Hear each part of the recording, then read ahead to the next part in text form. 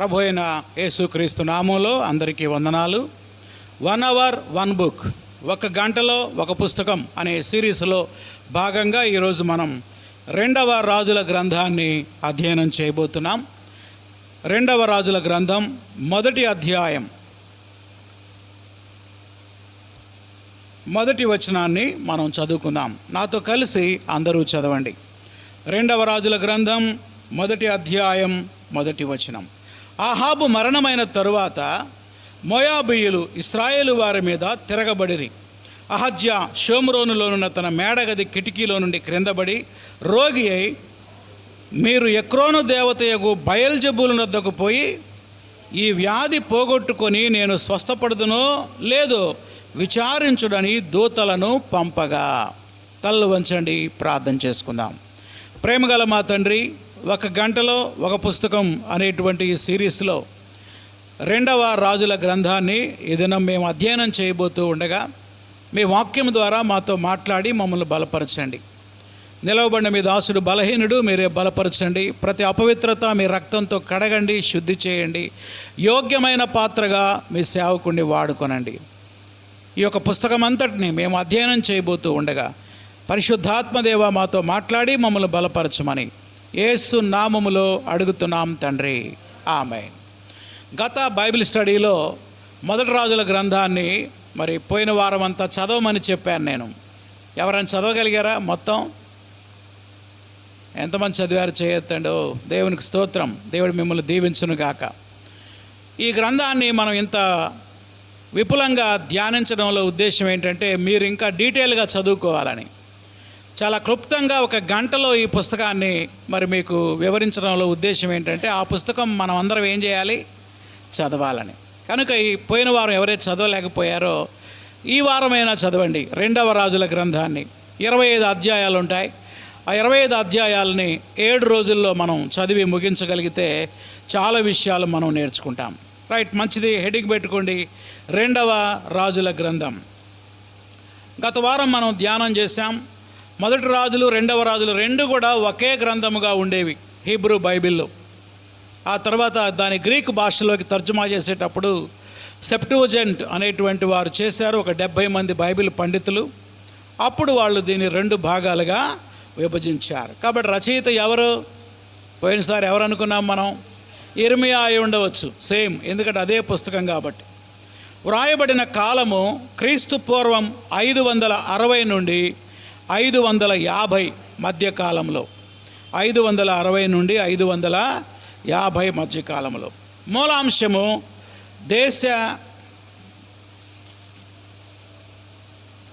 విభజింపబడిన రాజ్యాల చరిత్ర. విభజింపబడిన రాజ్యాల చరిత్ర.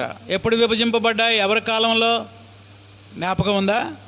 రెహబాము కాలంలో రాజ్యం 2 భాగాలుగా విభజింపబడింది. విభజింపబడిన తరువాత ఇశ్రాయేలు రాజులు ఎంతమంది పరిపాలించారో ఆ చరిత్రలో కొంతమంది రాజుల గురించి మనం 1వ రాజుల్లో ధ్యానం చేశాం. మిగిలిన రాజుల గురించి 2వ రాజుల్లో మనం ధ్యానం చేస్తాం. అంత మాత్రమే కాదు, విభజింపబడిన రాజ్యాల చరిత్ర మరియు వాటి పతనం. ఆ 2 రాజ్యాలు ఎలా పతనం అయిపోయాయో, ఎలా చెరలోకి వెళ్ళిపోయాయో కూడా ఈ గ్రంథం చాలా స్పష్టంగా వివరిస్తూ ఉంది. అధ్యాయాలు 25 ఉన్నాయి. సుమారు 265 సంవత్సరాల చరిత్ర ఉంది ఈ పుస్తకంలో. ఎన్ని సంవత్సరాల చరిత్ర? 265 సంవత్సరాల చరిత్ర. ఇప్పుడు గ్రంథ విభజన. ఈ గ్రంథాన్ని మనం 4 భాగాలుగా విభజన చేయవచ్చు. మొదటి భాగం యూదా ఇశ్రాయేలు రాజుల చరిత్ర. ఏంటి? యూదా ఇశ్రాయేలు రాజుల చరిత్ర. 1 నుండి 16 అధ్యాయాలు. 1వ అధ్యాయం నుండి ఎక్కడి దాకా? 16 అధ్యాయాలు. ఇక రెండవది ఇశ్రాయేలు అష్షూరు చెరలోనికి వెళ్ళుట. ఇటువైపు ఇజ్రాయేల్ ఉంది కదా ఉత్తరాన, అది ఎవరి చెరలోకి వెళ్ళిపోయింది? అష్షూరు సామ్రాజ్యంలోకి వెళ్ళిపోయింది. అష్షూరు చెరలోకి వెళ్ళుట, అది 17వ అధ్యాయం. 17వ అధ్యాయం. తర్వాత మూడవది యోధా రాజుల చరిత్ర. ఇంకా మిగిలింది ఒక్క దేశమేగా. ఏ దేశం అది? యోధా రాజుల చరిత్ర. అది 18 నుండి 24 అధ్యాయాలు. 18 నుండి 24 అధ్యాయాలు. చివరిగా 4వది, యోధా కూడా బబులోను చెరలోకి వెళ్ళిపోయింది. అది కూడా పతనమైపోయింది. యోధా బబులోను చెరలోనికి పోవుట 25వ అధ్యాయం. మళ్ళొకసారి చెప్తాను. యోధా ఇశ్రాయేలు రాజుల చరిత్ర 1 నుండి 16 అధ్యాయాలు. ఇశ్రాయేలు అష్షూరు చెరలోకి పోవుట 17వ అధ్యాయం. యోధా రాజుల చరిత్ర 18 నుండి 24 అధ్యాయాలు. చివరిగా యోధా కూడా ఏ చెరలోకి వెళ్ళిపోయింది? బాబిలోన్ చెరలోకి వెళ్ళిపోయింది. అది 25వ అధ్యాయం. అయితే ఈ రాజుల చరిత్రలోనే మనం ఎలీషా చరిత్ర కూడా మనం చూస్తాం. పోయినసారి ఏలియా చరిత్రను ఏ విధంగా చూసామో 1వ రాజుల్లో, 2వ రాజుల గ్రంథంలో ఎవరి చరిత్ర ఉంది? ఆయన శిష్యుడైన ఎలీషా ప్రవక్త యొక్క చరిత్ర. నేను వివరించేటప్పుడు ఎలీషా చరిత్ర ఎక్కడి నుంచి ఎక్కడి దాకా ఉందో కూడా మీకు చెప్తాను. కనుక ఈ పుస్తకాన్ని 4 భాగాలుగా విభజించాం. ఇప్పుడు మొట్టమొదటి భాగం ఏంటో చూద్దాం. మొదటి భాగం ఏంటి చెప్పండి? యోధా ఇశ్రాయేలు చరిత్ర. ఇప్పుడు ఏం చేస్తారంటే మొన్నట్లాగానే, పోయిన వారం లాగానే ఒక గీత గీసుకోండి. ఇటువైపు యోధా రాజులు, ఇటువైపు ఇశ్రాయేలు రాజులు అని పెట్టుకోండి. ఇటువైపు యోధా రాజులు, ఇటువైపు ఇశ్రాయేల్ రాజులు. ఇశ్రాయేల్ రాజుల్లో 1వ రాజుల్లో చిట్ట చివరి రాజు పేరేం చూసాం? ఒకసారి పేజీ వెనక్కి తిప్పి చూడండి. Who is the last king in the first kings? Ahaziah. Number ఎంత? 8 కదా. ఇప్పుడు అదే 8 మళ్ళీ ఇక్కడ కొనసాగించండి. ఇప్పుడు 8 ఇశ్రాయేలు వైపు రాసుకోండి. 8 అహజ్యా, రాజు అయిన అహజ్యా. ఎక్కడ? ఇజ్రాయెల్ దేశంలో. ఎక్కడండి? ఇజ్రాయెల్ దేశంలో అహజ్యా 2 సంవత్సరాలు పరిపాలన చేశాడు. అహజ్యా చరిత్ర ఎక్కడుందంటే 1వ అధ్యాయం 1 నుండి 18 వచనాలు. 1వ అధ్యాయం 1 నుండి ఎక్కడి దాకా? 18 వచనాలు.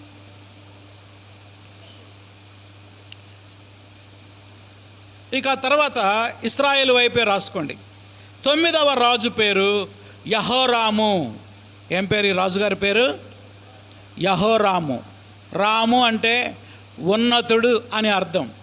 యెహోరాము అంటే యెహోవాయే ఉన్నతుడు అని అర్థం. యెహోవాయే ఉన్నతమైన దేవుడని అర్థం. రాము అనే మాటకి హీబ్రూ భాషలో ఉన్నతుడు అని అర్థం.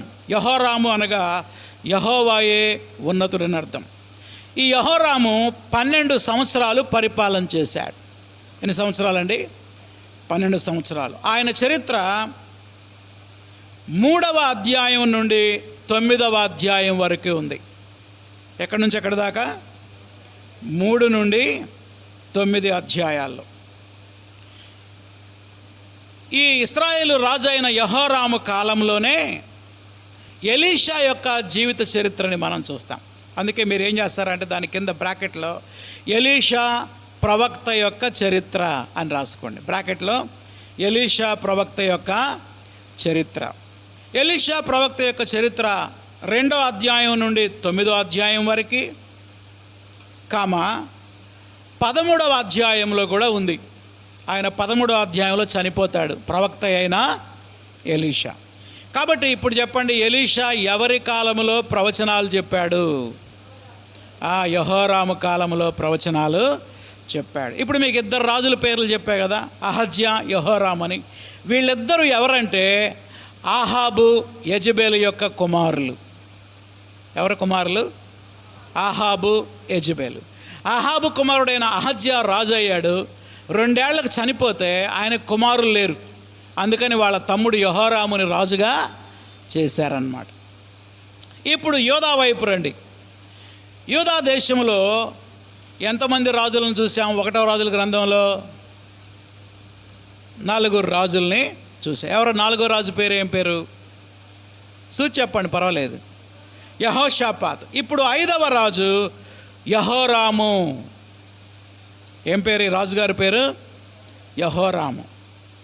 ఈయన 8 సంవత్సరాలు పరిపాలన చేశాడు.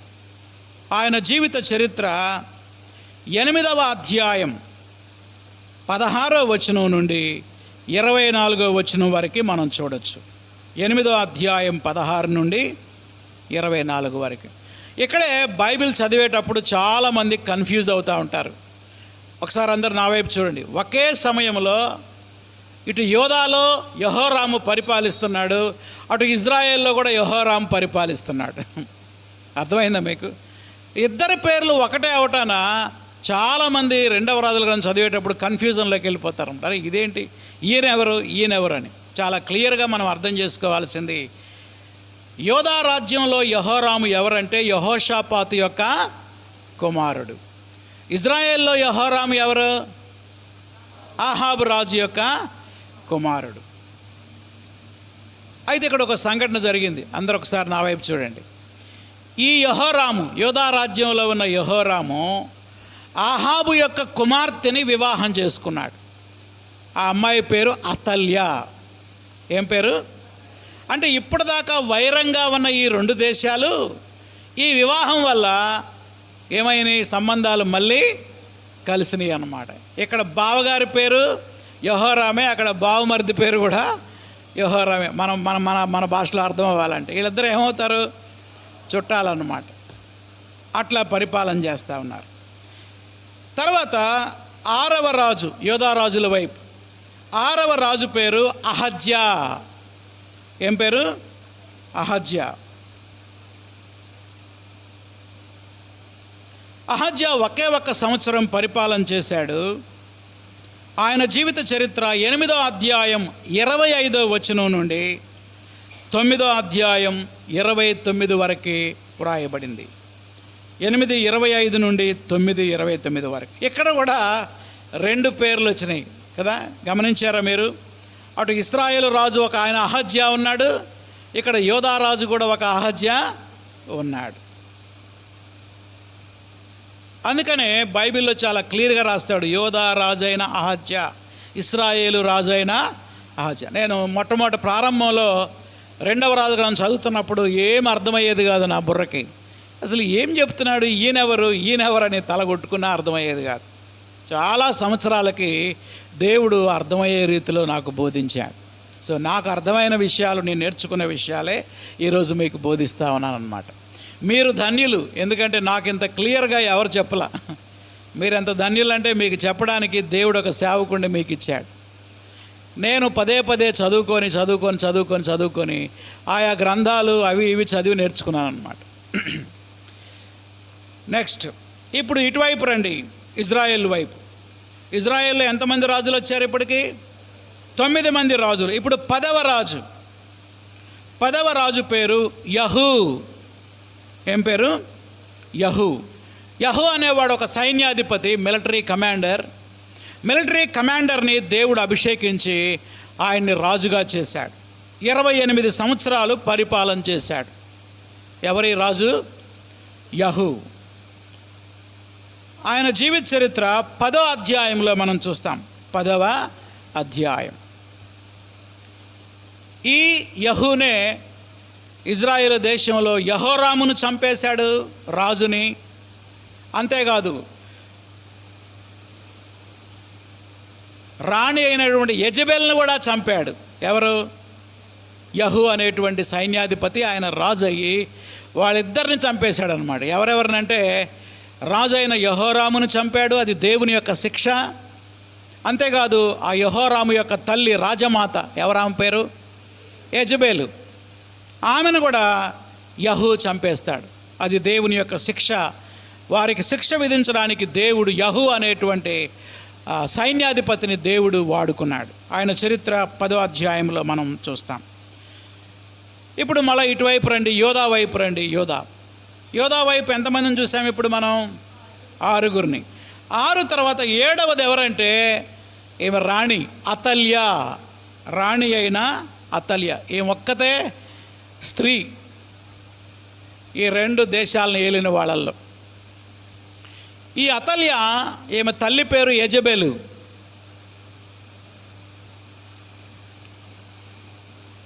ఏం పేరు? తల్లి పేరు యెజబెలు. చెప్పండి, అతల్యా ఎవరని చెప్పాను ఇందాక? యోధారాజైన యెహోరాము యొక్క భార్య. యోధారాజైన యెహోరాము యొక్క భార్య. ఆమె ఆహాబు యెజబెలు యొక్క కుమార్తె. ఈ అతల్యా అనేటువంటి రాణి 6 సంవత్సరాలు పరిపాలన చేసింది, 6 years.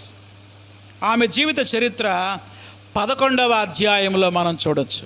ఎన్నో అధ్యాయం? ఈమె ఎంత దుర్మార్గురాలంటే, వినండి అందరు నా వైపు చూడండి.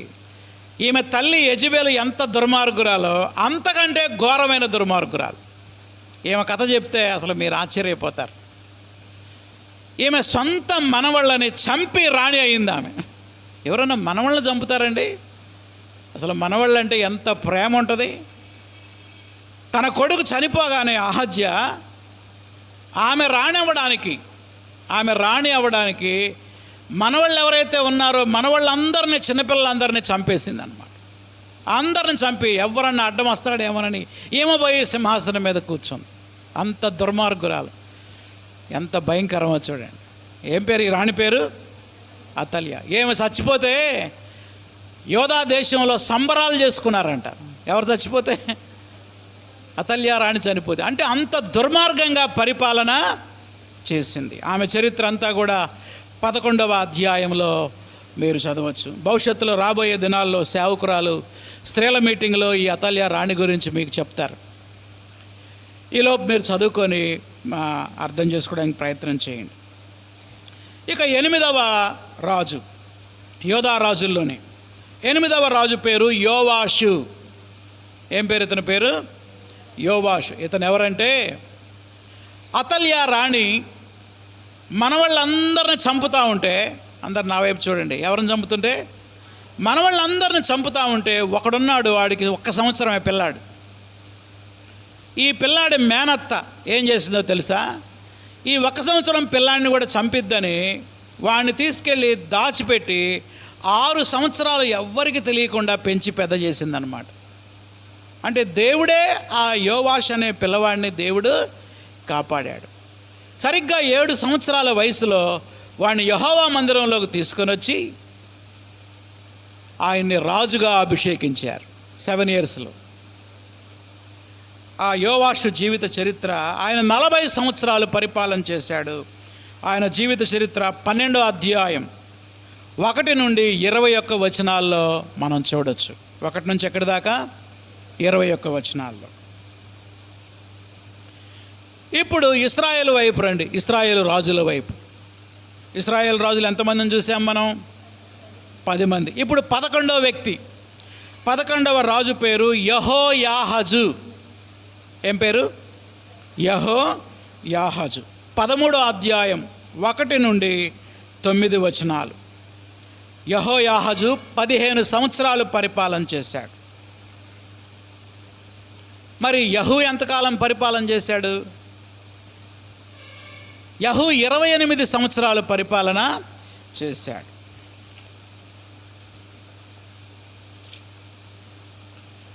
ఇప్పుడు 12వ రాజు, ఇశ్రాయేల్ రాజుల్లో 12వ రాజు పేరు యెహోయాషు.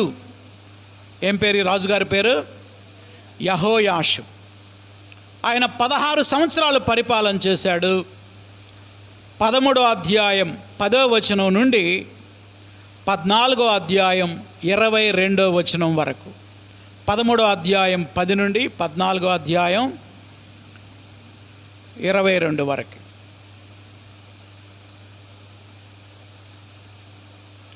ఆ తర్వాత మళ్ళీ యోధా వైపు రండి. యోధా వైపు, యోధా దేశాన్ని పరిపాలించిన 9వ రాజు పేరు అమజ్యా. ఏం పేరు? అమజ్యా. ఆయన 29 సంవత్సరాలు పరిపాలన చేశాడు. అమజ్యా పరిపాలన 29 సంవత్సరాలు. 14వ అధ్యాయం 1 నుంచి 22 వచనాల్లో ఆయన చరిత్రని మనం చూడొచ్చు. 14వ అధ్యాయం 1 నుంచి ఎక్కడి దాకా? 22 వచనాలు. మళ్ళీ ఇప్పుడు ఇజ్రాయెల్ వైపు రండి. ఇజ్రాయెల్లో 13వ రాజు 2వ యెరోబాము. ప్రారంభంలో ఫస్ట్ కింగ్ పేరు యెరోబామే, 13వ రాజు పేరు కూడా యెరోబామే. అందుకనే ఈయన్ని 2వ యెరోబాము అంటారు. 41 సంవత్సరాలు పరిపాలన చేశాడు, 41 years. ఆయన జీవిత చరిత్ర 14వ అధ్యాయం 23 నుండి 29 వచనాల్లో మనం చూస్తాం. 14వ అధ్యాయం 23 నుండి 29 వచనాల్లో. ఇప్పుడు యోధా వైపు రండి, యోధా రాజ్యం వైపు. యోధాలో ఎన్నో రాజు? ఇప్పుడు 10వ రాజు. ఈ 10వ రాజు పేరు ఏంటంటే అజర్యా. ఏం పేరు ఈ రాజుగారి పేరు? అజర్యా. ఈయనకి ఇంకొక పేరు ఉందండి, ఆ పేరు కూడా రాసుకోండి. ఆ పేరు ఏంటంటే ఉజ్జియా. 2వ దినవృత్తాంతాల గ్రంథం 26వ అధ్యాయంలో ఈ పేరుతో ఉంది. రెఫరెన్స్ రాసుకోండి. 2వ దినవృత్తాంతాలు 26వ అధ్యాయం. అనగా ఒకే రాజుకు 2 పేర్లు. ఏమేం పేర్లు? అజర్యా, ఉజ్జియా. ఇక్కడ కూడా నేను చాలా కన్ఫ్యూజ్ అయ్యాను ప్రారంభంలో, ఈయనెవరు అని. ఇక్కడ కూడా చాలామంది కన్ఫ్యూజ్ అవుతారు. రాజు ఒకడే, పేర్లు మాత్రం 2. ఒకటి అజర్యా, రెండోది ఉజ్జియా. ఆయన 52 సంవత్సరాలు పరిపాలన చేశాడు. ఆయన జీవిత చరిత్ర 15వ అధ్యాయం 1 నుండి 7 వచనాల్లో మనం చూస్తాం. 15వ అధ్యాయం 1 నుండి 7 వచనాలు. ఇక 15వ అధ్యాయంలో చాలామంది రాజులు ఉన్నారండి. 15వ అధ్యాయంలో మొట్టమొదటి రాజు యోధా రాజు, చివరి రాజు కూడా యోధా రాజే. ఈ మధ్యలో చాలామంది ఉన్నారు. ఇప్పుడు ఇజ్రాయెల్ వైపు రండి. ఇజ్రాయెల్ రాజుల్లో 14వ రాజు జకర్యా 6 నెలలు పరిపాలన చేశాడు. ఏం పేరు రాజుగారి పేరు? జకర్యా. ఆయన జీవిత చరిత్ర 15వ అధ్యాయం 8 నుండి 12 వచనాల్లో చూడొచ్చు. 8 నుండి 12 వచనాలు. అక్కడే 15వ రాజు షల్లూము. 1 నెల ఆయన పరిపాలన చేసింది. నెలే, 1 నెల. 15వ అధ్యాయం 13 నుండి 16 వచనాలు. 15వ అధ్యాయం 13 నుండి 16 వచనాలు. 16వ రాజు పేరు మెనహేము. ఏం పేరు? మెనహేము. 10 సంవత్సరాలు పరిపాలన చేశాడు. ఇజ్రాయెల్లో 16వ రాజు మెనహేము. ఆయన చరిత్ర 15వ అధ్యాయం 17 నుండి 22 వరకు. 15వ అధ్యాయం 17 నుండి 22 వరకు. ఇప్పుడు 17వ రాజు ఇజ్రాయెల్లో పెకహ్యా. పెకహ్యా 2 సంవత్సరాలు పరిపాలన చేశాడు. ఆయన జీవిత చరిత్ర 15వ అధ్యాయం 23 నుండి 26 వచనాల్లో ఉంది. 23 నుండి 26 వచనాలు. ఇక 18వ రాజు పేరు పెకహు. ఈ పెకహు అనే రాజు 20 సంవత్సరాలు పరిపాలన చేశాడు. ఆయన పరిపాలన గురించి 15వ అధ్యాయం 27 నుండి 31 వచనాలలో మనం చూడొచ్చు. 15వ అధ్యాయం 27 నుండి 31. ఇక 15వ అధ్యాయంలో లాస్ట్ కింగ్ ఎవరంటే యోధా రాజు. ఇటువైపు రండి. యోధాలో ఇప్పుడు ఎన్నో రాజు అయినా? 11వ రాజు పేరు యోతాము. ఏం పేరు? యోతాము. ఆయన 16 సంవత్సరాలు యోధా దేశంలో పరిపాలన చేశాడు. ఆయన పరిపాలన గురించి 15వ అధ్యాయం 32 నుండి 38 వరకు. ఇప్పుడు చెప్పండి, ఒక్క 15వ అధ్యాయంలో ఎంతమంది రాజుల చరిత్ర ఉంది? 7 రాజుల చరిత్ర ఉంది. మొదటి రాజు, చివరి రాజు ఏమో యోధా రాజులు. మధ్యలో ఉన్న 5 రాజులు ఇజ్రాయేలుని పరిపాలించిన రాజులు. మొత్తం ఎంతమంది?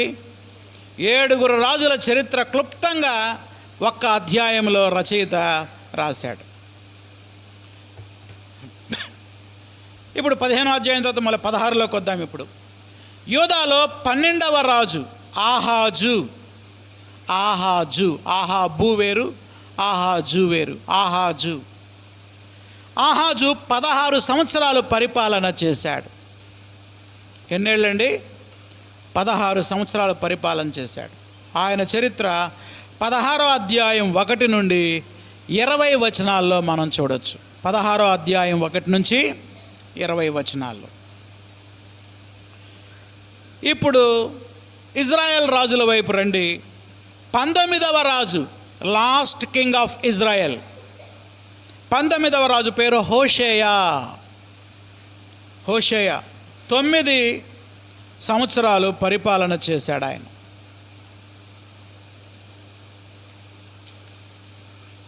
ఎన్ని సంవత్సరాలు? 9 సంవత్సరాలు పరిపాలన చేశాడు.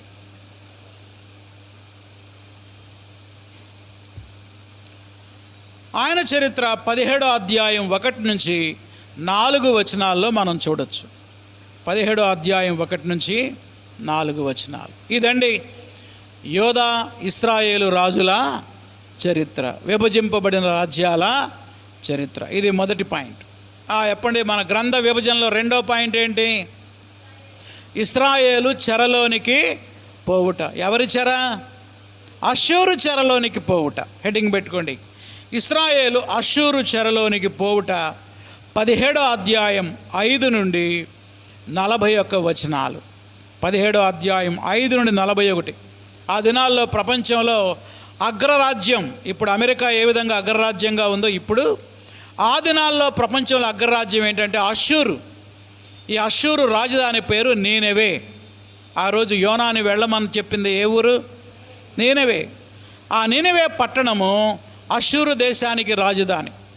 ఈ అష్షూరీయులు ఇజ్రాయెల్ దేశం మీద దండయాత్రకు వచ్చి, అందరు నా వైపు చూడండి, ఇది ఇజ్రాయెల్ దేశం. అష్షూరీయులు ఇజ్రాయెల్ మీద దండయాత్రకు వచ్చి ఈ పెకహుని ఓడించి అందరినీ బానిసలుగా తీసుకెళ్ళిపోయారు. వేరు వేరు దేశాల్లో అక్కడక్కడ ఉంచారు. విషయం ఏంటంటే మన భారతదేశంలో కూడా కొంతమందిని తీసుకొచ్చారు. ఎవరిని? ఇజ్రాయేలీల్ని. భారతదేశంలో గుంటూరు దగ్గర చేబ్రోల్ అనేటువంటి గ్రామంలో కొంతమంది యూదులు ఇప్పటికీ ఉన్నారు. మొన్న ఒక యూట్యూబర్ అక్కడున్న రబ్బీని ఇంటర్వ్యూ చేశారు. మీరు ఎవరయ్యా, మీరు ఎక్కడి నుంచి వచ్చారు ఇక్కడికంటే, మమ్మల్ని అష్షూరు సామ్రాజ్యాన్ని పరిపాలించే రాజు క్రీస్తు పూర్వం 722లో ప్రపంచంలో అన్ని దేశాల్లో అక్కడ కొంతమంది అక్కడ అట్లా జల్లాడు అనమాట. అట్లా మేము ఇండియాకు వచ్చామండి అని చెప్పాడు. మొన్ననే ఆ రబ్బీ చనిపోయాడు. ఇప్పటికీ అక్కడ ఒక సమాజ మందిరం ఉంది, అక్కడ కొంతమంది యూదులు ఉన్నారు. బైబిల్లో ఉన్నటువంటి పాత నిబంధన పండగలన్నీ వాళ్ళు ఆచరిస్తూ ఉంటారు. ఈ యూదా ఇశ్రాయేలు అష్షూరు చెరలోకి పోవడానికి కారణం ఏంటంటే, వారు జీవము గల దేవుణ్ణి విసర్జించి జీవము లేనటువంటి దేవతలను, విగ్రహాలను ఆరాధన చేశారు. ఎవరి కాలంలో ఎక్కువ ఈ పని జరిగింది? ఫస్ట్ కింగ్ ఎవరు? యెరోబాము 2 బంగారు దూడలు చేయించాడు. ఒకటి బేతేలులో దానిలో పెట్టి దేశమంతా విగ్రహారాధనతో నింపాడు. తర్వాత భయంకరమైన రాజు ఎవరంటే ఆహాబు యెజెబెలు. యెజెబెలు రాణి యెహోవా ప్రవక్తల్ని చంపేపించింది, బయలు ప్రవక్తల్ని పోషించింది, దేశమంతా విగ్రహారాధనతో నింపింది. దాంతో దేవుని కోపం వచ్చి ఆ ప్రజల్ని శిక్షించడానికి దేవుడు ఎవరిని పంపాడు? అష్షూరీయుల్ని పంపించాడు. అష్షూరు చెరలోకి వెళ్ళిపోయారు. మరి దేశమంతా ఖాళీగా ఉంది కదా. ఈ ఖాళీ ఉన్న స్థలంలో వేరే దేశాల మీద యుద్ధం చేసి అక్కడ వాళ్ళని తీసుకొచ్చి ఎక్కడ వాళ్ళని తీసుకొచ్చి అక్కడ అట్లా మార్చాడు అనమాట. ఇప్పుడు ఇజ్రాయెల్ దేశంలో ఉన్న వాళ్ళంతా ఎవరంటే అన్యజనులు. వాళ్ళని ఎవరు తీసుకొచ్చారు? అక్కడి నుంచి ఎవరు తీసుకొచ్చారు? అష్షూరు రాజు. ఎక్కడ వాళ్ళని అక్కడక్కడ డిపోర్ట్ చేశాడు. అక్కడ వాళ్ళని అక్కడ తీసుకొచ్చాడు. ఈ చరిత్ర అంతా మీరు 17వ అధ్యాయం 5 నుండి 41 వచనాల్లో మీరు చదివితే మీకు క్లియర్గా అర్థమవుతుంది ఈ చెరకి గల కారణం ఏంటో. ఇక 3వ భాగంలోకి వద్దాం. 3వ భాగం పేరేంటి చెప్పండి? పర్వాలేదు, చూసి చెప్పండి. యోధా రాజుల యొక్క చరిత్రలో ఇజ్రాయెల్ దేశం ఏమైపోయింది? చెరలోనికి వెళ్ళిపోయింది. ఇక మిగిలింది ఒకటే. మిగిలిన దేశం పేరేం పేరు? యోధా. వినండి, ఈ యోధా కళ్ళారా చూస్తానే ఉంది ఇది పతనం అయిపోవడం. చూసి కూడా బుద్ధి తెచ్చుకోవాలా. ఎవరో? యోధా. ఇజ్రాయెల్ ఏ పాపం అయితే చేసిందో అదే పాపం యోధాలో కూడా ప్రవేశించింది, యోధాలో కూడా కొనసాగుతూ ఉంది. దీనికి కారణం ఎవరో తెలుసా? యెజెబెలు కుమార్తె అయిన అతల్య. ఆమె విగ్రహారాధనను ఇక్కడ ప్రోత్సహించింది. తల్లేమో అక్కడ, కూతురేమో ఇక్కడ ప్రోత్సహించింది. ఇప్పుడు యోధా రాజుల చరిత్రలో 12 మంది రాజుల గురించి మనం చూసాం. ఇప్పుడు 13వ రాజు హిజ్కియా. ఏం పేరు రాజుగారి పేరు? 29 సంవత్సరాలు పరిపాలన చేశాడు. ఆయన చరిత్ర 18 నుండి 20 అధ్యాయాల్లో మనం చూస్తాం. 18 నుండి 20 అధ్యాయాలు. నెక్స్ట్ 14వ రాజు. 14వ రాజు పేరు మనష్షే. హిజ్కియా కుమారుడైన మనష్షే. యోధాని పరిపాలించిన రాజుల్లో వీడు బహుదుర్మార్గుడు. తండ్రి ఏమో చాలా ప్రార్థనాపరుడు హిజ్కియా, కానీ తండ్రికి పుట్టిన ఈ కుమారుడు మాత్రం బహుదుర్మార్గంగా పరిపాలన చేశాడు. 55 సంవత్సరాలు పరిపాలన చేశాడు. ఏమిటో మరి చరిత్ర చదివితే దుర్మార్గులే ఎక్కువ కాలం పరిపాలన చేశారు యోధా రాజ్యంలో. ఇన్ని సంవత్సరాలు ఎవరు పరిపాలన చేయలే. ఎన్నేళ్ళు? 55 ఏళ్ళు దుర్మార్గ పరిపాలన. 21వ అధ్యాయం 1 నుండి 18 వచనాల్లో మనష్షే యొక్క చరిత్రని మనం చూస్తాం. ఇక 15వ రాజు ఆమోను 2 సంవత్సరాలు పరిపాలన చేశాడు. ఏం పేరు రాజుగారి పేరు? ఆమోను. 21వ అధ్యాయం 19 నుండి 26 వచనాలు. 21వ అధ్యాయం 19 నుండి 26 వచనాలు. 16వ రాజు పేరు యోషియా. ఏం పేరు రాజుగారి పేరు? యోషియా. ఇతను చాలా మంచి రాజు. మనష్షే చేసినటువంటి దుర్మార్గ పనులన్నిటిని కూడా సంస్కరణ చేసి గొప్ప మార్పులు తీసుకొచ్చాడు యోషియా. 31 సంవత్సరాలు పరిపాలన చేశాడు. ఆయన చరిత్ర 22వ అధ్యాయం 1 నుండి 23వ అధ్యాయం 30 వరకు మనం చూస్తాం. 22:1 నుండి 23వ అధ్యాయం 30 వరకు. ఆ తర్వాత 17వ రాజు యెహోయాహాజు. ఏం పేరు? యెహోయాహాజు. 3 నెలలు పరిపాలన చేశాడు. 3 months. ఆయన పరిపాలన గురించి 23వ అధ్యాయం 31 నుండి 35 వచనాలనే వ్రాయబడింది. 23వ అధ్యాయం 31 నుంచి 35 వచనాలు. ఇక 18వ రాజు పేరు యెహోయాకీము. యెహోయాకీము 11 సంవత్సరాలు పరిపాలన చేశాడు. ఇతని పరిపాలన గురించి 23వ అధ్యాయం 36వ వచనం నుండి 24వ అధ్యాయం 7వ వచనం వరకు రాయబడింది. 23వ అధ్యాయం 36 నుండి 24వ అధ్యాయం ఎన్నో వచనం? 7వ వచనం వరకు రాయబడింది. ఈ రాజు పరిపాలనలో, ఏ రాజు పరిపాలనలో? యెహోయాకీను పరిపాలిస్తున్న దినాల్లో అప్పట్లో ప్రపంచ అగ్రరాజ్యం అష్షూరు సామ్రాజ్యం పతనమైపోయి కొత్త సామ్రాజ్యం ఒకటి పైకి వచ్చింది. దాని పేరే బబులోను సామ్రాజ్యం. దాని రాజు పేరు నెబుకద్నెజర్. ఈ నెబుకద్నెజర్ మొట్టమొదటిసారి యోధా మీద అటాక్ చేశాడనమాట. కనుక మొదటి చెర అటాక్ చేసి కొంతమందిని చెరలోకి తీసుకెళ్ళిపోయాడు. ఆ టైం చెప్తా రాసుకోండి. క్రీస్తు పూర్వం 605లో మొదటిసారి బబులోను యోధా మీద దాడి చేసింది. ఎప్పుడది? క్రీస్తు పూర్వం 605. అప్పుడే దానియేల్, షడ్రక్, మేషక్, అబేద్నెగో నలుగురున్నారు చూసారా? దానియేల్, హనన్యా, మిషాయేలు, అజర్యా అనే వారిని ఈ మొట్టమొదటి అటాక్లోనే కొంతమందిని చెరలోకి తీసుకెళ్ళాడు. ఆ తర్వాత రెండవ రాజు, రెండవ దాడి ఎప్పుడు జరిగింది? 19వ రాజు నెంబర్ 19 యెహోయాకీను. ఇందాకేమో కీము, ఇప్పుడు కీను. యెహోయాకీను 3 నెలలు పరిపాలన చేశాడు. ఈ 3 నెలల్లో మళ్ళా వచ్చాడు దాడి చేయడానికి బబులోను రాజు నెబుకద్నెజర్. సంవత్సరం చెప్తా రాసుకోండి. క్రీస్తు పూర్వం 597లో రెండవసారి దండయాత్ర చేశాడు.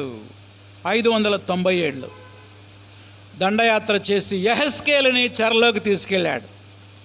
యెహెజ్కేలు పేరున్నారా? ప్రవక్త పేరు. ఏం పేరు? యెహెజ్కేలు. యెహెజ్కేలుని చాలామందిని తీసుకెళ్ళాడు చెరలోకి. వాళ్ళల్లో యెహెజ్కేలు కూడా రెండవసారి చెరలోకి వెళ్ళాడు. యెహోయాకీను యొక్క చరిత్ర 24వ అధ్యాయం 8 నుండి 17 వచనాలు, 24వ అధ్యాయం 8 నుండి 17 వచనాలు, మరియు 25వ అధ్యాయం 27 నుండి 30 వచనాలు. 25వ అధ్యాయం 27 నుండి ఎక్కడి దాకా? 30 వచనాలు. ఎవరి చరిత్ర ఇది? యెహోయాకీను యొక్క చరిత్ర.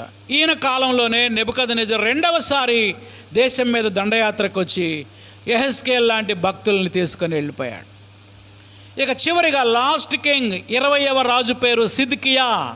ఏం పేరు? సిద్కియా. 11 సంవత్సరాలు పరిపాలన చేశాడు. ఆయన జీవిత చరిత్ర 24వ అధ్యాయం 18వ వచనం నుండి 24:18 నుండి 25వ అధ్యాయం 7 వరకు రాయబడింది. 25వ అధ్యాయం 7 వరకు రాయబడింది. ఈయన కాలంలో చిట్ట చివరి లాస్ట్ అటాక్ జరిగింది. బబులోను రాజు నెబుకద్నెజర్ మళ్ళీ వచ్చాడు. టైం చెప్తా, రాసుకోండి. క్రీస్తు పూర్వం 586లో మూడవసారి దండయాత్ర చేసి యెరూషలేము పట్టణం అంతటిని తగలబెట్టేశాడు. అంతే. దేవాలయాన్ని కూల్చేశాడు, యెరూషలేము పట్టణాన్ని తగలబెట్టాడు. దేవాలయంలో ఉన్న బంగారం, రాజుగారి ఖజానాలో బంగారం మొత్తం తీసుకెళ్ళిపోయాడు. అందమైనటువంటి పట్టణాన్ని శ్మశానంలాగా మార్చేశాడు, బొందలగడ్డలాగా మార్చేశాడు. ఇది మూడవ అటాక్. కనుక బబులోను రాజు నెబుకద్నెజర్ ఎన్నిసార్లు వచ్చాడు యూదా దేశం మీదకి? 3 సార్లు. 1 యెహోయాకీము కాలంలో, 2 యెహోయాకీను కాలంలో, 3వది సిద్కియా కాలంలో. లాస్ట్ పాయింట్ 4వ విభజన, యోధా బబులోను చెరకు పోవుట. యోధా బబులోను చెరకు పోవుట. 25వ అధ్యాయం 8 నుండి 26 వచనాలు. 8 నుండి ఎక్కడి దాకా? 26 వచనాల్లో ఏ విధంగా యెరూషలేమును ధ్వంసం చేశాడో, ఏ విధంగా అటాక్ జరిగిందో, ఎలా దాన్ని దోచుకుపోయాడో ఆ చరిత్ర అంతా కూడా మనం అక్కడ చూస్తాం. ఈ రీతిగా యూదులు బబులోను దేశంలోకి వెళ్ళిపోయి 70 సంవత్సరాలు చెరలో ఉన్నారు. ఎక్కడ? బబులోను దేశంలో. చెర తర్వాత మళ్ళీ యూదులందరూ 3 గుంపులుగా యెరూషలేముకి తిరిగి వచ్చారు. అయితే ఇశ్రాయేలీయులు తిరిగి వచ్చినట్లుగా చరిత్రలు ఎక్కడ రాయబడలేదు. యోధా వాళ్ళు మాత్రం మళ్ళా తిరిగి వచ్చారు. ఎన్ని సంవత్సరాల తర్వాత? After 70 years. మీకు శుభవార్త ఏంటంటే, యోధాని ఎంతమంది రాజులు పరిపాలన చేశారు? 20 మంది రాజుల యొక్క, యోధా రాజుల చరిత్ర మోపర్రు గ్రామంలో మేము పరిచర్య చేసే దినాల్లో 20 మంది రాజుల చరిత్ర నేను ప్రతి ఆదివారం దేవుని వాక్యం అందించాను. అవన్నీ యూట్యూబ్లో ఉన్నాయి, భద్రంగా ఉన్నాయి. ఇంట్రెస్ట్ ఉన్నవాళ్ళు, మీరు ఏ రాజు గురించి వినాలనుకుంటే ఆ రాజు పేరుతో వీడియో ఉంటుంది. ఆ వీడియోస్ అన్నీ మీరు వినొచ్చు, ఆత్మీయంగా బలపడవచ్చు. ఇంకా నేను ఇజ్రాయెల్ రాజుల చరిత్ర చెప్పలేదు ఎక్కడ. దేవుని చిత్తమైతే రాబోయే రోజుల్లో ఇజ్రాయెల్ యొక్క 19 రాజుల గురించి డీటెయిల్గా మరి చెప్పడానికి ప్రయత్నం చేస్తాను, దేవుని చిత్తమైతే. శుభవార్త ఏంటంటే, యోధా రాజుల చరిత్ర మొత్తం మరి కొన్ని సంవత్సరాల పాటు మంచిర్యాలలో మోపర్ గ్రామంలో అందించడానికి దేవుడు కృప చూపించాడు. అవన్నీ యూట్యూబ్లో ఉన్నాయి. ఇంట్రెస్ట్ ఉన్న వాళ్ళు మీరు చూసి ఫాలో అవ్వచ్చు. ఇదండి 2వ రాజుల గ్రంథం యొక్క విభజన. ఓకే, ఇప్పుడు మనం అధ్యాయాల్లోకి వెళ్ళి ప్రాముఖ్యమైన విషయాలు మనం చూద్దాం. చెప్పండి, మొట్టమొదటి అంశం ఏంటి? యోధా ఇశ్రాయేలు రాజుల యొక్క చరిత్ర. ఇప్పుడు 2వ రాజుల గ్రంథం ఏ రాజుతో ప్రారంభమైంది? ఇశ్రాయేలును పరిపాలించిన అహజ్యా రాజుతో ప్రారంభం అయింది. ఈ అహజ్యా అనేటువంటి రాజు, 2వ వచనం చూడండి. అహజ్యా షోమ్రోనులో ఉన్న తన మేడగది కిటికీలో నుండి కిందపడి రోగి అయి మీరు ఎక్రోను దేవతయగు బయల్జెబూలు వద్దకు పోయి ఈ వ్యాధి పోగొట్టుకొని నేను స్వస్థపడదునో లేదో విచారించురని దూతలను పంపగా. ఇది ఎంత దారుణమో చూడండి, జాగ్రత్తగానండి. ఇజ్రాయెల్ని పరిపాలించిన 8వ రాజు, అందరు నా వైపు చూడాలి. ఏం పేరు రాజుగారి పేరు? అహజ్యా. కిటికీలో కూర్చొని కింద పడ్డాడంట. ఒక వ్యాఖ్యానకర్త ఏం రాశాడంటే, కిటికీలో కూర్చొని ఎందుకు కింద పడ్డాడు? బహుశా వాడు బాగా తాగి ఉంటాడు, బాగా మత్తుడై ఉంటాడు. ఆ మేడగదిలో కిటికీలో కూర్చొని పరాచికాలు ఆడుతున్నాడేమో, అక్కడి నుంచి కింద పడ్డాడు. కింద పడి వాడి నడుము విరిగింది, రోగి అయిపోయాడు. సరే, కింద పడ్డాడు, రోగం వచ్చింది. ఏం చేయాలండి? యోధారాజు దేవుని సన్నిధికి వచ్చి ప్రార్థన చేయాలి. యెహోవా దేవుని దగ్గరకు రాకుండా కొంతమంది దూతల్ని బయల్జెబూలు దేవత దగ్గరికి వెళ్ళి, నాకు రోగం వచ్చింది, ఇది తగ్గిద్దో లేదో పోయి కనుక్కొని రండి అని పంపాడంట. ఎంత విపరీతమో చూడండి. జీవము గల దేవుని బిడ్డలై ఉండి జీవము లేనటువంటి బయల్జెబూలు దేవత దగ్గరికి ఎంక్వైరీ కోసం పంపించాడు. ఎవరు? రాజైనా అహజ్యా. అప్పుడు ఏలియా బతికే ఉన్నాడు. వెళ్తా ఉంటే ఏలియా చెప్పాడు, ఇజ్రాయేలీలో దేవుడు లేడనుకొని మీరు అన్య దేవతల దగ్గరికి వెళ్తున్నారా? నేను చెప్పే మాట చెప్పు. మంచం మీద ఉన్నావుగా, ఇక నువ్వు మంచం నుంచి కింద దిగవు, మంచంలోనే చస్తావు పో అని చెప్పాడు ఏలియా. ఆ తర్వాత ఏలియాని చంపడానికి 50 మంది సైనికుల్ని 3 సార్లు పంపించాడు. 50 మంది సైనికులు ఆకాశం నుంచి అగ్ని దిగి సైనికుల్ని దహించి వేశాడు. ఆ తర్వాత చివరికి ఏలియా వెళ్ళి ప్రవచనం చెప్తాడు, నువ్వు మంచం ఎక్కిన మంచం దిగవు, దెక్క అక్కడే చచ్చిపోతావని. ఆ రీతిగా అహజ్యా ఏమైపోయాడు? చనిపోయాడు. నేర్చుకోవలసిన గొప్ప పాఠం ఏంటో చెప్పన, జీవము గల దేవుని నమ్ముకున్న మనం అందరూ వినండి జాగ్రత్తగా. ఎంత కష్టం వచ్చినా, ఎంత బాధ వచ్చినా, ప్రాణం పోయే పరిస్థితి వచ్చినా సరే విగ్రహాల జోలికి మాత్రం మనం వెళ్ళకూడదు. మంత్రాలను తంత్రాలను ఆశ్రయించకూడదు. చాలామంది చిన్నపిల్లలకి బాగపోతే నల్లదారం కడతారు, కోడిగుడి దిప్పాడు పడేస్తారు, అంతరాలు తీసుకొచ్చి కడతారు, మంత్రాలు తీసుకొచ్చి కడతారు. ఇవన్నీ ఎవరు చేస్తున్నారో తెలుసా? క్రైస్తవులే. ఈ అహజ్యా లాంటి వాళ్ళు అన్నమాట. నీకు కష్టం వస్తే, బాధ వస్తే, నీకు జీవము గల దేవుడు ఉన్నాడు, ఆయన పాదాల మీద పడాలి. అయ్యా నన్ను బతికించినా చంపినా నువ్వే ప్రభువా అని. ఇలాంటి దేవుణ్ణి విడిచిపెట్టి జీవము లేనటువంటి వాటి దగ్గరికి వెళ్తే ఏం లాభం నీకు? దేవుని నామానికి అవమానం కదా, చెప్పండి. భయంకరమైన అవమానం. అలాంటి అవమానాన్ని మనం తీసుకురాకూడదు. ఇక 2వ అధ్యాయంలో ఏలియా చనిపోకుండానే ప్రాణముతోనే పరలోకానికి ఆరోహణమైపోయాడు. ఎవరు? భక్తుడైన ఏలియా. ఆ ఏలియా మీద నుండి దుప్పటి కింద పడింది. ఏలియాలో 2 అంతల ఆత్మను ఎలీషా పొందుకున్నాడు. అనగా 2 అంతలు అంటే జ్యేష్ఠత్వాన్ని పొందుకున్నాడు. ఎలీషా వారసుడయ్యాడు. ఎవరి పరిచర్యకి? ఏలియా యొక్క పరిచర్యకి. ఆ రీతిగా ఎలీషా ఇక 3వ అధ్యాయం నుండి 9వ అధ్యాయం వరకు ఎలీషా యొక్క పరిచర్య మనం చదవచ్చు. చాలా అద్భుతంగా ఉంటుందండి. ఎలీషా ఎన్నో అద్భుతాలు చేశాడు. ఒక అద్భుతం ఏంటంటే నీళ్ళల్లో పడిన గొడ్డలి పైకి తేలేలా చేశాడు. ఎవరు? ఎలీషా. ఉప్పు నీటిని మంచినీటిగా మార్చాడు. ఎక్కడంటే యెరికో అనే పట్టణంలో. చాలా గొప్ప అద్భుతాలు. అవన్నీ చదవండి, దేవుని స్తుతించండి. దేవుడు ఎంత గొప్ప దేవుడు. ఆ దినాల్లో ఎలీషాని ఎంత అద్భుతంగా వాడుకున్నాడో మనం చదివితే నిజంగా దేవుని స్తుతించకుండా ఉండలేం. ఎన్నెన్నో అద్భుతాలు ఆయన ద్వారా జరిగించాడు. ఇంకో సంగతి చెప్పనా, తన గురువు సారెపోతు విధవరాలి కుమారుణ్ణి చచ్చిపోయినోని ఎలా బ్రతికించాడో, శిష్యుడైన ఎలీషా కూడా షూనేమీరాలి కుమారుడు చనిపోతే ప్రార్థన చేసి బతికిస్తాడండి. ఎవరు? ఎలీషా. ఎంత అద్భుతం అసలు, అది చాలా అద్భుతం. ఈ ఎలీషా కాలంలోనే షూనేమీరాలు గురించి కూడా మనం చదువుతాం. ఎవరా షూనేమీరాలు? 4వ అధ్యాయంలో ఉంటుంది. ఎలీషా కొరకు ఇంటి మీద ఒక గది ఏర్పాటు చేసింది, ఆయనకు ఆశ్రయం ఇచ్చింది, ఆయనకు ఆతిథ్యం ఇచ్చింది. ఆమెకు సంతానం లేదు, దేవుడు ఆ కొరతను తీర్చి చక్కటి సంతానాన్ని ఇచ్చాడు. ఆ చరిత్రను కూడా మనం చూస్తాం. 5వ అధ్యాయంలోకి వచ్చేసరికి నయమాను అనేటువంటి సిరియా రాజు యొక్క సైన్యాధిపతి యొక్క కుష్ఠరోగాన్ని నయం చేయడానికి దేవుడు ఎలీషాని వాడుకున్నాడు.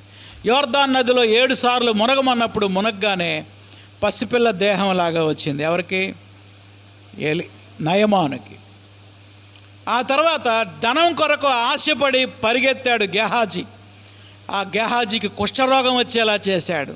కుష్ఠరోగం పోవటం ఒక అద్భుతమే, కుష్ఠరోగం ఈయనకి తగలటం కూడా మరొక అద్భుతం. అది దేవుని యొక్క శిక్ష.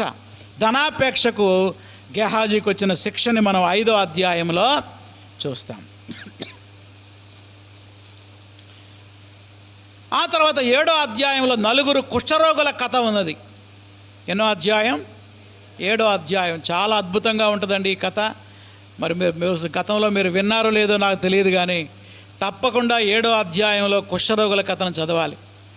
సిరియా రాజు సైన్యాధిపతి, సిరియా రాజు బెన్హదద్ అనేటువంటి వాడు ఇజ్రాయేలు దేశాన్ని చుట్టుముట్టినప్పుడు లోపల భయంకరమైన కరువు వచ్చింది. ఆ కరువులో దేవుడు ప్రజల్ని ఎలా పోషించాడంటే ఈ 4 కుష్ఠరోగుల్ని అద్భుతంగా వాళ్ళని పోషించడానికి దేవుడు వాడుకున్నాడు. ఎవరా కుష్ఠరోగులు, వాళ్ళ కథ ఏంటో తెలుసుకోవాలంటే మీరు ఇమ్మీడియట్లీగా 7వ అధ్యాయాన్ని చదవాలి. చాలా అద్భుతమైనటువంటి స్టోరీ అది.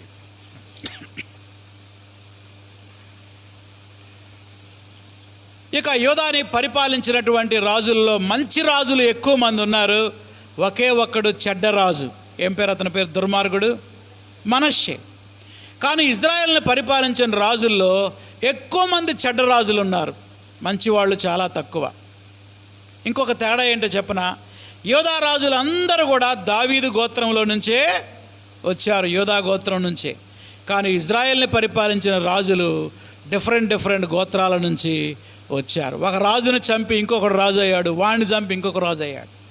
దేవుడు దావీదుకు వాగ్దానం చేశాడు, నీ సంతానంలో ప్రతి జనరేషన్లో ఒక రాజు ఉంటాడని దేవుడు వాగ్దానం చేశాడు. అందుకే అతల్య ఆహాజు కుమారులు అందరినీ చంపుతూ ఉంటే దేవుడు అద్భుతంగా ఒక 1 ఇయర్ 1 సంవత్సరం పిల్లాన్ని కాపాడాడు. గుర్తున్నాడు? అతని పేరు యోవాష్. యాక్చువల్గా యోవాష్ కూడా చనిపోయాడు అనుకోండి అతల్య చేతిలో. దేవుని వాగ్దానం ఏమైపోయింది? తప్పిపోయిద్ది అన్నమాట. దేవుడు తాను ఇచ్చిన వాగ్దానాన్ని నెరవేర్చడానికి అతల్య చేతిలో ప్రాణం కోల్పోకుండా యోవాష్ అనేటువంటి రాజుని దేవుడు, ఆ పిల్లవాడిని దేవుడు కాపాడాడు. ఆ రీతిగా అద్భుతమైనటువంటి విషయాలు ఈ రాజుల యొక్క చరిత్రలో మనం చూస్తాం. చివరిగా యూదా 2వ రాజుల గ్రంథంలో స్త్రీలు, కొంతమంది స్త్రీల గురించి చెప్తాను. మీరు చాలామంది స్త్రీలు ఉన్నారు కనుక ఒక్కొక్క స్త్రీ యొక్క జీవిత చరిత్ర మీరు చదువుకోవాలని, ధ్యానించాలని ఈ విషయాలు చెప్తా ఉన్నాను. దానికంటే ముందు క్రీస్తు. 2వ రాజుల గ్రంథంలో క్రీస్తుని మనం ఎక్కడ చూడొచ్చు అంటే ఎలీషాలో చూడగలం. ఎలీషా ఒక ప్రవక్త, క్రీస్తు కూడా ఒక ప్రవక్తగా ఉన్నాడు. స్త్రీలు చాలామంది ఉన్నారండి ఈ పుస్తకంలో. నేను వరుసగా చెప్తాను, త్వరగా రాసుకోండి. 1, ప్రవక్తల శిష్యులలో ఒకని భార్య. ప్రవక్తల శిష్యులలో ఒకని భార్య. ఆమె పేరు లేదు. 4వ అధ్యాయం 1 నుండి 7 వచనాలలో ఆమెను చూడొచ్చు. ఆమె విశ్వాసంతో అన్ని కుండల్లో నూనె పోసింది. ఆర్థిక ఇబ్బందుల నుండి బయటపడి ఆమె దేవుని కృపలో ఆశీర్వదింపబడింది. మళ్ళీ చెప్పనా? ప్రవక్తల శిష్యులలో ఒకని యొక్క భార్య, ఒక విధవరాలు ఆమె. 2వ స్త్రీ షునేమీయురాలు. ఈమె పేరు కూడా బైబిల్లో లేదు. ఈమెని ఘనురాలు అని కూడా పిలుస్తూ ఉంటారు. ఆమె పట్టణం పేరు షూనేము. ఆమె చరిత్ర 4వ అధ్యాయం 8 నుండి 37 వచనాలలో, 8వ అధ్యాయం 1 నుంచి 6 వచనాల్లో మనం చూస్తాం. ఇక 3వ స్త్రీ ఎవరంటే ఒక అమ్మాయి, యంగ్ గర్ల్, ఇశ్రాయేలు చిన్నది. ఈ అమ్మాయే నయమానుకి ఎలీషా దగ్గరికి వెళ్ళమని చెప్పినటువంటి అమ్మాయి. ఆమె పేరు బైబిల్లో లేదు. ఆమెను ఇశ్రాయేలు చిన్నది అంటారు. 5వ అధ్యాయం 1 నుండి 5 వచనాలు. ఇక 4వ స్త్రీ దుర్మార్గురాలైన యెజబెలు. యెజబెలు గురించి 9వ అధ్యాయం 30 నుండి 37 వచనాలు. యెజబెలు గురించి 1వ రాజుల గ్రంథంలో ఉంది. ఆమె మరణం గురించి 2వ రాజుల గ్రంథంలో కూడా ఉంది. చాలా భయంకరమైన మరణం. గుర్రాల చేత తొక్కిచి చంపుతాడు ఆమెని. ఎవరిని? యెజబెల్ని. ఆ భయంకరమైన మరణం రావడానికి కారణం ఒకటి యెహోవా ప్రవక్తల్ని చంపడం, రెండవది నాబోతు ద్రాక్షార తోటని అన్యాయంగా ఆక్రమించి నాబోతును రాళ్లతో కొట్టి చంపించటం. ఈ రెండు కారణాలను బట్టి యెజబెలు భయంకరమైన చావు చచ్చింది. ఇక 5వ స్త్రీ ఎవరంటే రాణి అయిన అతల్య. ఏమెవరు? యెజబెలు కుమార్తె, బహుదుర్మార్గురాలు. ఆమె చరిత్ర 11వ అధ్యాయంలో మనం చూస్తాం. మరొక ఆశ్చర్యకరమైన విషయం ఏంటంటే ఈ 2వ రాజుల గ్రంథంలో ఒక ప్రవక్తి కూడా ఉన్నది. ఎవరైనా చెప్పగలరా? సేవకురాలు తప్ప ఎవరైనా చెప్పొచ్చు. సేవకురాలు చెప్పకూడదు, ఎవరైనా చెప్పొచ్చు. కష్టమేనా? చాలా కష్టం పాస్టర్ గారు అంటారా? ఎవరా స్త్రీ అంటే హుల్దా. ఏం పేరు ఈ ప్రవక్తి పేరు? హుల్దా అనే ప్రవక్తి. 22వ అధ్యాయం 14వ వచనంలో మనం చూస్తాం. 22:14. ఆమె అద్భుతమైన ప్రవచనాలు చెప్పినటువంటి స్త్రీ హుల్దా ప్రవక్తి. మొత్తం ఎంతమంది వచ్చారు మీకు? నంబర్ ఎంత? 6 స్త్రీలండి. కనుక స్త్రీలైన వారు ఈ 6 యొక్క చరిత్ర సుదీర్ఘంగా చదివి ధ్యానం చేయండి. ఎన్నో విషయాలు వాళ్ళ జీవితాల్లో మనం నేర్చుకుంటాం. కొంతమంది ద్వారా హెచ్చరింపబడతాం, కొంతమందిని మాదిరిగా మనం తీసుకోవాలి, కొంతమంది యొక్క విశ్వాసాన్ని మాదిరిగా తీసుకోవాలి. చివరిగా నేర్చుకోవలసిన పాఠాలు. ఈ 2వ రాజుల గ్రంథంలో నేర్చుకోవలసిన పాఠాలు ఏంటి? మొట్టమొదటి పాఠం, ఎలీషా లాంటి బలమైన విశ్వాసం మనం కలిగి ఉండాలి. అది ఏంటి? ఎలీషా లాంటి బలమైన విశ్వాసం. బైబిల్ చూడండి, ఎలీషా యొక్క బలమైన విశ్వాసాన్ని ఒకసారి మనం జ్ఞాపకం చేసుకుందాం. 2వ రాజుల గ్రంథం 6వ అధ్యాయం 16వ వచనం చదువుతున్నా నేను. నాకు ప్రవక్తలందరిలో ఎలీషా యొక్క క్యారెక్టర్ అంటే చాలా ఇష్టం. నేను ఎక్కువగా ధ్యానం చేస్తూ ఉంటాను ఎలీషా గురించి. చాలా గొప్ప దైవజనుడు ఆయన. 2వ రాజుల గ్రంథం 6వ అధ్యాయం 16వ వచనంలో తన పనివాడితో ఎలీషా చెప్పిన గొప్ప మాట చదవండి నాతో పాటు, మీరు కూడా చదవండి. అతడు అంటే ఎలీషా, భయపడవద్దు, మన పక్షమున ఉన్నవారు వారి కంటే అధికులై ఉన్నారు. దేవునికి స్తోత్రము కలుగునుగా. అందరం చెప్తా, జాగ్రత్తగా వినండి. ఇక అందరు నా వైపు చూడండి. స్టోరీ ఇది. సిరియా దేశాన్ని పరిపాలించే రాజు ఇజ్రాయేల్ దేశం మీద దండయాత్ర చేద్దామని, అందరు నా వైపు చూడండి, ఇదంతా ఇజ్రాయేల్ అనుకోండి, తన సైన్యాన్ని సమావేశపరిచి చెప్తా ఉంటాడు, మనము ఇజ్రాయేల్ దేశం మీద యుద్ధానికి వెళ్దాం, వచ్చే వారం తూర్పు వైపు నుంచి అటాక్ చేద్దాం అని చెప్తాడు. వీళ్ళందరూ రెడీ అయ్యి తూర్పు వైపు వెళ్తారు. వెళ్ళేసరికి ఆ తూర్పు వైపు ఇజ్రాయేల్ సైన్యం రెడీగా ఉంటుందన్నమాట. అరే, మనం తూర్పు వైపు వెళ్ళమంటే వాళ్ళు తూర్పు వైపు ఎలా రెడీగా వచ్చి ఉన్నారేంటి? ఆశ్చర్యపోతాడు. ఎవరు? సిరియా రాజు. మళ్ళా కొంతకాలానికి మళ్ళీ సమావేశం. ఈసారి తూర్పు వైపు కాదు, పడమటి వైపు నుంచి మనం అటాక్ చేద్దామంటారు. పడమటి వైపు పోయేసరికి మళ్ళా పడమటి వైపు రెడీగా ఉంటారు సైనికులు. మూడోసారి కూడా అలాగే జరిగిద్ది. ఇప్పుడు కోపం వస్తుంది సిరియా రాజుకి. రేయ్, మనం మాట్లాడుకునే విషయం వాళ్ళకి ఎట్లా తెలుస్తుంది? అర్థమైందా మీకు సమస్య? సిరియా రాజు నిలదీశాడు సైనికులందరినీ. మీలో ఎవడో ఈ వార్త వాళ్ళకి చెప్తున్నాడు. ఎవడు చెప్తున్నాడు చెప్పండి, మిమ్మల్ని ఉరిదీస్తా, మీ ప్రాణం తీస్తా, చెప్పండి ఎవడరా వాడు. అప్పుడు వాళ్ళల్లో ఒక సైనికుడు లేచి చెప్పాడు, సార్ మేము ఎవరని చెప్పం సార్. మీరు ఎట్లా తెలుస్తుందిరా? ఆ దేశంలో ఒక ప్రవక్త ఉన్నాడు సార్, యెహోవా దేవుని ప్రవక్త, ఆయన పేరు ఎలీషా. ఇక్కడ మనం మాట్లాడుకునేదంతా వాళ్ళ దేవుడు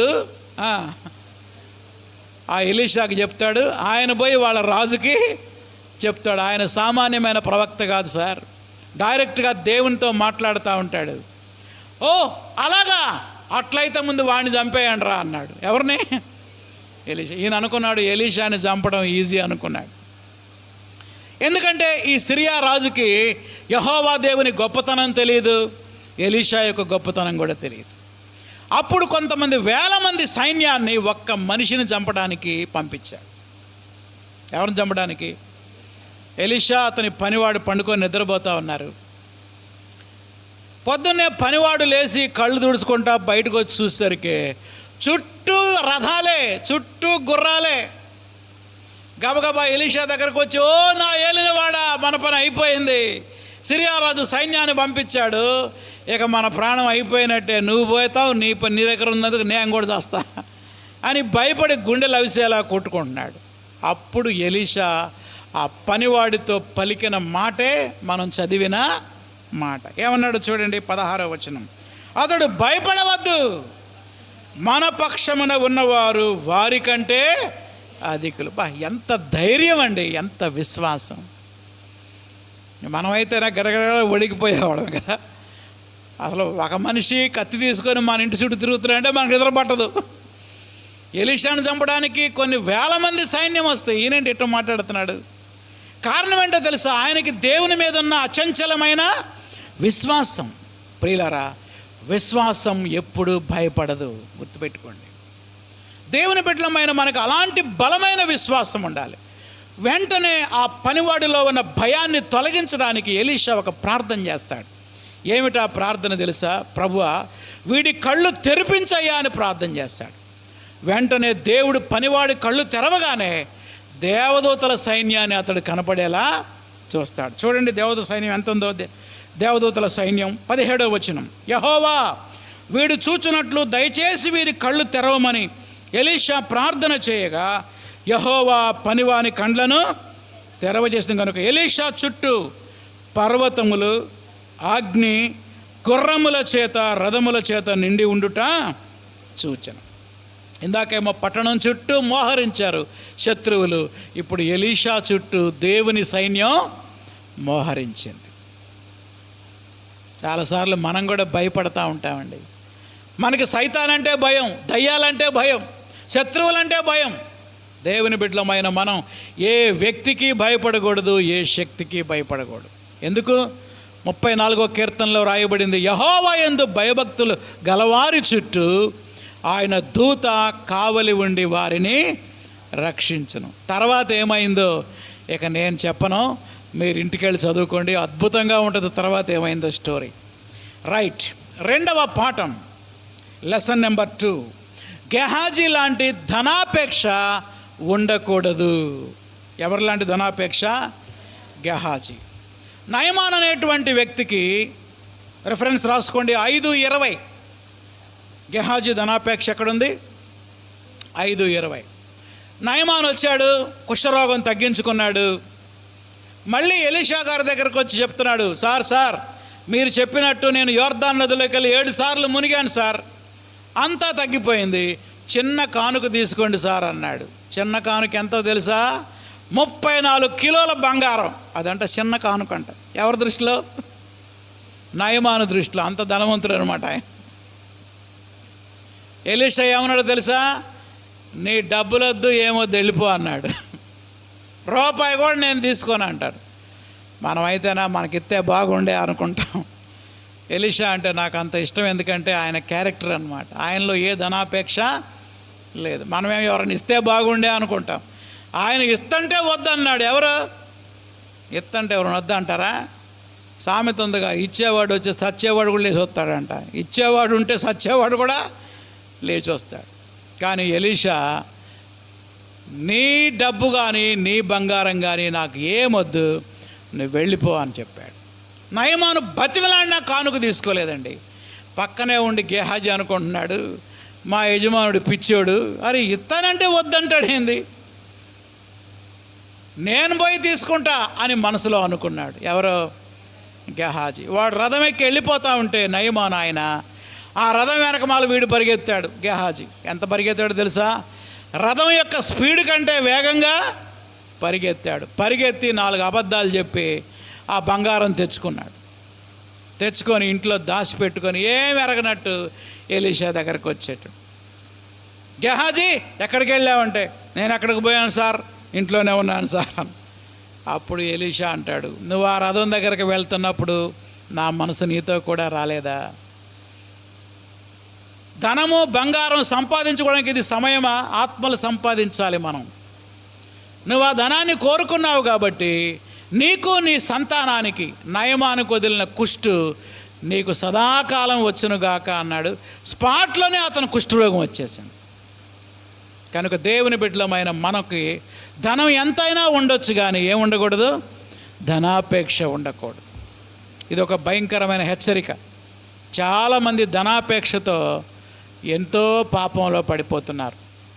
1 తిమోతి 6:10 పౌలు చెప్పాడు, ధనాపేక్ష సమస్తమైన కీడుకి మూలం. కొందరు దానిని ఆశించి విశ్వాసం నుండి తొలగిపోయి నానా బాధలు పడి తమ్మును తామే పొడుచుకునేది. గేహాజీ అనుకున్నాడు, తరతరాలకి తరగని సంపద నేను సంపాదించుకున్నానని సంతోషపడ్డాడు. ఆ సంతోషం 5 నిమిషాలు కూడా నిలబడలా. తరతరాలకి తరగని జబ్బు వచ్చింది ఆయనకి. ఏ జబ్బు అది? కుష్ఠరోగం. చివరిగా మూడవది, నేర్చుకోవలసిన మూడవ పాఠం, రాజు అయిన హిజ్కియా లాంటి ప్రార్థనా జీవితాన్ని కలిగి ఉండాలి. రాజు అయిన హిజ్కియా బహు ప్రార్థనాపరుడండి. ఆయన దేశం మీదకి, రెఫరెన్స్ రాసుకోండి, 19:14 యూదా దేశం మీదకి సిరియా వాళ్ళు అటాక్ చేసినప్పుడు, ఒకసారి చూద్దాం, చూడండి 19వ అధ్యాయం, 2వ రాజులు 18వ అధ్యాయం.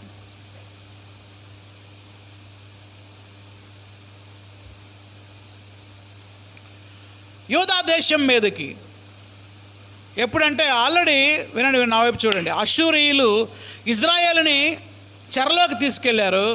యూదా మీదకి కూడా వచ్చారనమాట. ఎవరు? అష్షూరీయులు వచ్చి యూదా మీద అటాక్ చేయడానికి వచ్చారు. ఆ టైంలో హిజ్కియా సమాధాన పడటానికి కొంత బంగారం కానుకలు కూడా ఇచ్చాడు. అయినా సమాధాన పడల. దేవుణ్ణి దూషించాడు. మాకు యెహోవా దేవుడు ఉన్నాడు అంటే, ఏం దేవుడయ్యా మీ దేవుడు? ఇజ్రాయేలు పూజించేది కూడా యెహోవా దేవుడినేగా. ఆ దేవుడు ఇజ్రాయేలులను రక్షించాడా నా చేతిలో నుంచి? అదే దేవుడు మిమ్మల్ని రక్షించడానికి మీరు లొంగిపోండి అంటే ఆయన లొంగిపోలా.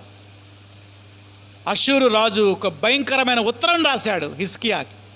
అప్పుడు హిజ్కియా ఆ ఉత్తరం తీసుకుని వెళ్ళి దేవాలయంలోకి వెళ్ళి ఉత్తరాన్ని ఇలా పరిచి ఆ ఉత్తరంలో మాటలు చదివి ప్రార్థన చేస్తాడనమాట. చూడండి 19వ అధ్యాయంలో ఆ మాట చూద్దాం. 14వ వచనం, 19:14.